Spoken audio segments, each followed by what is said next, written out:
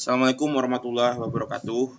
Pada pertemuan kali ini kita akan membahas mengenai panen dan pasca panen tembakau di suatu wilayah, yaitu di Kabupaten Bojonegoro, berdasarkan jurnal tahun 2015 yang ditulis oleh Samsuri Tirto Sastro dan Wahyu Musolaini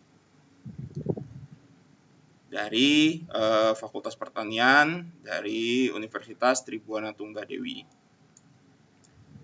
Nah, jadi di sini kita dapat mengambil beberapa hal ya terkait dengan kegiatan panen dan pasca panen. Ya, pertama ya, secara definisi panen itu adalah kegiatan ya mengambil hasil dari tanaman setelah mencapai kemasakan optimal atau mempunyai potensi maksimal. Nah, jika akan diolah menjadi bahan baku untuk produk industri ya atau konsumsi. Nah, ini lingkupnya adalah lingkup anak-anak pertanian ya untuk kegiatan panen. Jadi kemasakan optimal ya dan potensi yang ada itu harus diperhatikan. Nah, pada kondisi apa? Kondisi masa optimal itu sendiri ya. Nah, masa optimal itu sendiri pada jurnal ini digambarkan bahwa warnanya itu kuning kehijauan dan kadar patinya tinggi, sekitar 25-27%. Nah, ini ada dua parameter ya, warna dan juga kadar pati. Nah, ada lagi tingkat kekakuan daun. Nah, tingkat kekakuan daun ini juga menjadi parameter di sini. Ini untuk kegiatan panennya. Sementara pasca panen itu adalah semua kegiatan yang dilakukan setelah daun tembakau dipanen. Nah, jadi apapun yang dilakukan itu sudah termasuk pasca panen. Ya. Nah, paling tidak pada kegiatan pasca panen itu ada 3 kegiatan. Pertama mengolah, kedua menyajikan, dan ketiga memasarkan. Nah, untuk anak THP itu biasanya cukup banyak atau titik beratnya itu adalah di kegiatan pengolahan pasca panen.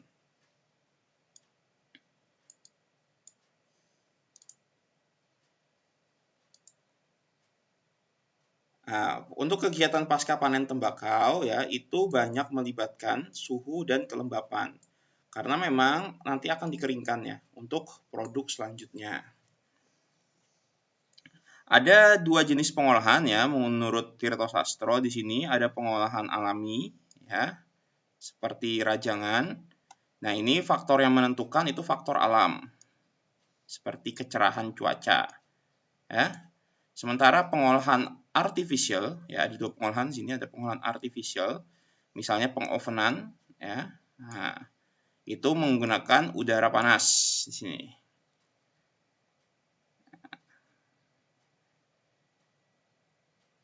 Nah, jadi pada jurnal ini akan disajikan ya teknologi panen dan pasca panen terutama di daerah Bojonegoro ya, di mana di daerah tersebut ada 2 jenis tembakau ya. Ya di daerah Bojonegoro 2 jenis tembakau yaitu Virginia dan tembakau Jawa. Oke. Kita lihat dulu di panen ya sekilas panen. Ya panen tadi kan definisinya adalah ketika terjadi pemetikan ketika terjadi kemasakan optimal. Nah, kondisi masak optimal itu yang bagaimana ya?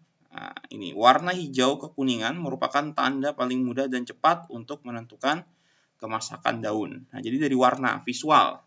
Ya. Kenapa pada warna tersebut klorofil berada pada prosentase yang rendah dan kandungan patinya tinggi? Artinya proses fotosintesis itu sudah selesai pada daun yang dengan warna tersebut. Ya. Nah, lalu kira-kira waktunya kapan? Panen itu umumnya berlangsung 1-2 bulan sebanyak 2-8 kali pemetikan. Kira-kira setiap panen. Nah, ini di sini kita lihat juga Faktor-faktor yang mempengaruhi tembakau Virginia misalnya, pertama umur tanaman, kira-kira 60-70 hari. Ya, umur tanaman di sini yang menjadi faktor kira-kira 60-70 hari. Lalu posisi daun pada batang, ya. Pada daunnya, kita lihat nih, daun tengah sudah kuning merata, ujung daun mengering. Kekakuan daun sudah menurun, ya, hilang warna hijaunya sekitar 90%. Ya, kehilangan 90% warna hijaunya. Pada kondisi ini ya, tadi seperti dibilang pati tinggi 25-27%, klorofilnya dia sudah menurun, sudah di bawah 1%. Nah, cuaca saat panen juga harus diperhatikan ya, karena saat panen akan mundur ya, dan intensitas hujan jadwal panen bisa diundur 3-4 hari, yang kemungkinan nanti akan menurunkan mutu dari tanamannya. Nah, panen itu yang baik itu adalah sekitar sore hari.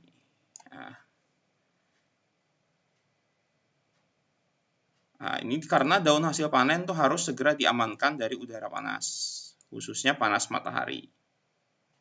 Jadi ya, biasanya dipanen di sore hari. Nah, untuk panen sendiri dia ada salah satu mutunya yaitu DSMO ya, daun satu mutu olah. Nah, ini adalah karakteristik DSMO ini ya. Jadi mutu daun itu ya, pertama posisinya berasal dari mana, itu akan menentukan mutu daunnya, apakah dia dari batang atas, bawah, atau tengah, dari varietas yang mana. Kalau satu varietas itu tentu mutunya lebih bisa dijaga, dari lahannya, keseragaman pada pemetikan, dan keseragaman pada saat penanaman. Nah, ini jadi karakteristik DSMO itu ya, kualitas mutu itu ditentukan oleh keseragaman sebenarnya. Semakin seragam tanaman-tanamannya, maka mutunya itu akan semakin baik. Ini sampai sini untuk penanaman sekilas. Lalu untuk pengolahan ya, pengolahan itu pertama dia kegiatan merubah bahan mentah menjadi bahan jadi atau setengah jadi. Nah, ini tadi kita lihat. Nah, pengolahan tembakau yang utama itu adalah curing. Ya, kalau di Bojonegoro itu curing alami ya, bukan tidak menggunakan oven ya. Nah, fungsi curing itu mengembangkan potensi mutu tersebut ya. Nah, pertama adalah mengembangkan mutu, menjadi yang bermutu lebih baik.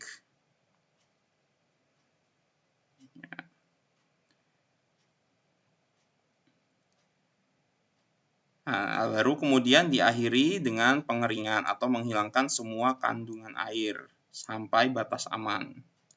Tujuannya apa? Supaya tidak ada lagi enzim yang menyebabkan perubahan kimiawi. Nah, sehingga nanti daunnya itu tidak berubah lagi ketika sudah diproduksi atau sudah selesai dirajang.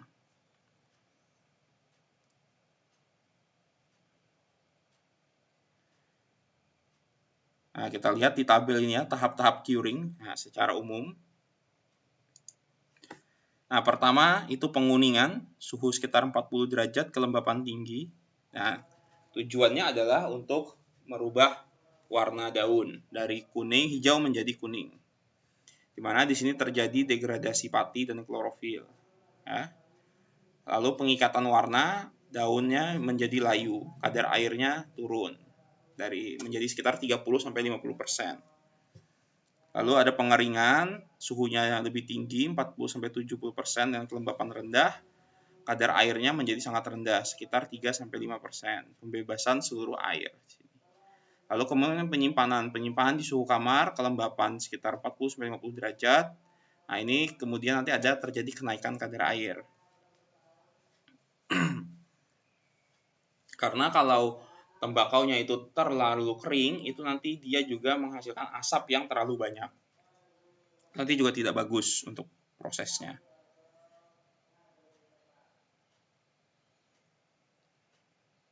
Nah, pada saat proses pasca panen itu ada yang namanya sistem NTRM, non-tobacco related material. Nah, artinya bahan-bahan yang bukan merupakan bagian dari tembakau Artinya bahan-bahan tambahan. Ini yang harus dihilangkan sebenarnya ya pada saat proses pasca panen. Apa saja NTRM itu? NTRM itu ada NTRM yang berjenis organik, ada NTRM sintetik, dan ada NTRM non-sintetik ya. Yang organik itu tangkai tanaman, jerami, tongkol, rumput ya, buah-buahan kering di sekitar tanaman, kulit, misalnya ada serangga, ada pelepah pisang atau sobekan tikar, icuk dan lain-lain yang harus dihilangkan.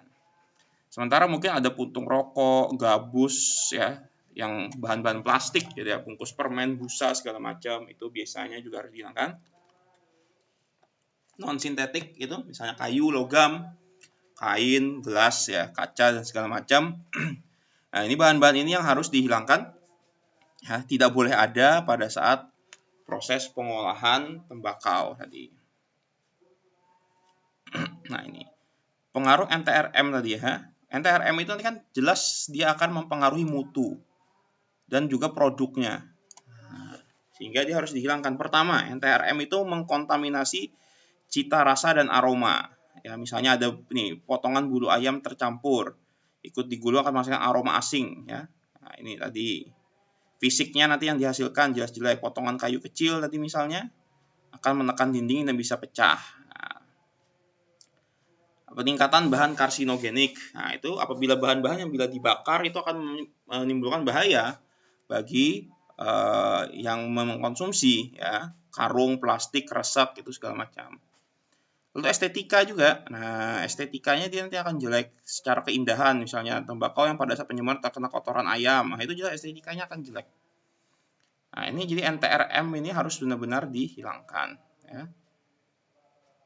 Nah, ini teknik-tekniknya ada di sini. Ya, macam-macam ini misalnya kayu, potongan, jika masih menggunakan bal, dibungkus, tali dan bungkusan segala macam.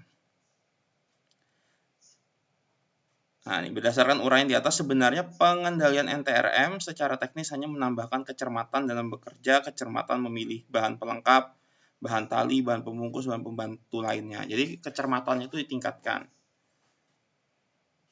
Nih misalnya contoh penggunaan alas dari tikar plastik untuk sortasi akan menjadikan sumber NTRM karena tikar plastik yang tidak dilengkapi bahan sinar UV akan mudah terlepas jadi debu. Nah, ini nanti akan terkontaminasi. Jadi sebenarnya bahan-bahan yang kontak dengan tembakau itu semua adalah potensi menjadi NTRM nantinya sehingga harus dilakukan countermeasure terhadap tembakau tersebut. Nih contohnya ada hasil pengamatan NTRM pada krosok Lombok dominasi oleh kelompok bahan organik 77%, sintetik sekian dan non sintetik lebih sedikit. NTRM ini lebih berbahaya ya karena potensi karsinogenik. Ya. Nih, di tabel ini kita melihat persyaratan tembakau Bojonegoro ya menurut Badan Standarisasi Nasional atau SNI. Jadi mutu paling tinggi ya simbolnya 04+, ini daun tengah sampai daun atas, kuning keemasan, cerah, harum, elastis dan berisi. Sampai yang daun sangat kasar dan sangat jelek itu masuknya kelasnya 0. Jadi mutunya itu sampai ada 8 tingkat. Ya. Nah, jadi ada tingkatannya ya, mulai dari dia misalnya kaki daun ya, daun kaki itu daun dengan tanah sampai daun atas itu kuning keemasan, cerah, harum, elastis dan sangat berisi itu kelasnya 04, ada 04+, 03+, 03, 02 dan seterusnya. Nah, dan umumnya rata-rata kurang lebih seperti ini untuk berbagai tembakau di berbagai daerah.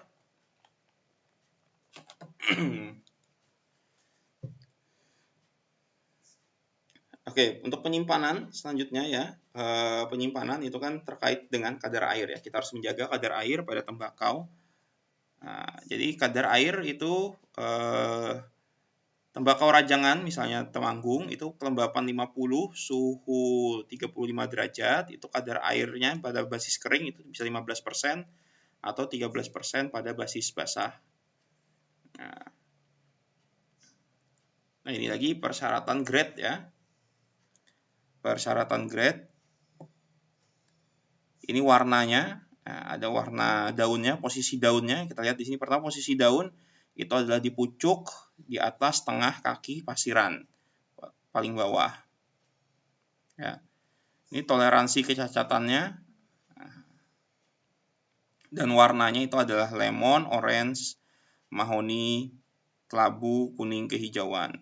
Nah, jadi biasanya kita lihat di sini misalnya daun pucuk yang berwarna lemon ya, berwarna lemon artinya kuning cerah itu biasanya disebut sebagai TL1. T itu berasal dari pucuknya, kode pucuk, L itu adalah warnanya, TL1. 1 itu adalah toleransi cacatnya. 0 sampai 10% cacatnya itu kualitas 1, TL1, TL2 ya. Sampai yang paling rendah itu biasanya ini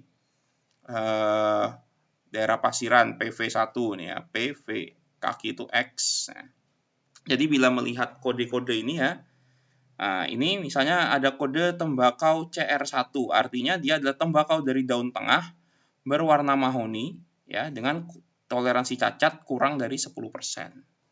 Misalnya ada lagi nih kita nanti dapat kualitas tembakau yang BV1, artinya dia daun atas warnanya kuning kehijauan ya dengan toleransi cacat kurang dari 10%. Nah, ini cara membaca spesifikasi grade tembakau.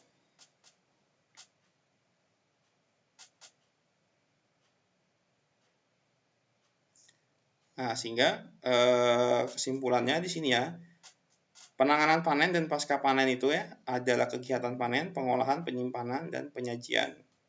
Ini merupakan suatu proses yang rumit ya, dan pengalaman yang dalam pengambilan keputusan. Karena banyak faktor yang mempengaruhi. Nah, ini misalnya sinar matahari, hembusan angin, dan lantai yang dingin. Ini harus menjadi konsiderasi. Pembungkusan segera, artinya ini supaya dia tidak lagi kontak dengan udara, ya, tidak lagi kontak dengan lingkungan luar. Harus segera dibungkus untuk difermentasi. Dan juga ini penggunaan alas atau palet ya, ini untuk menghindari NTRM tadi. Dan gunakan ruang tertutup. Nah, di sini tadi ya. Baik, sekian untuk kuliah kali ini. Selamat belajar dan terima kasih.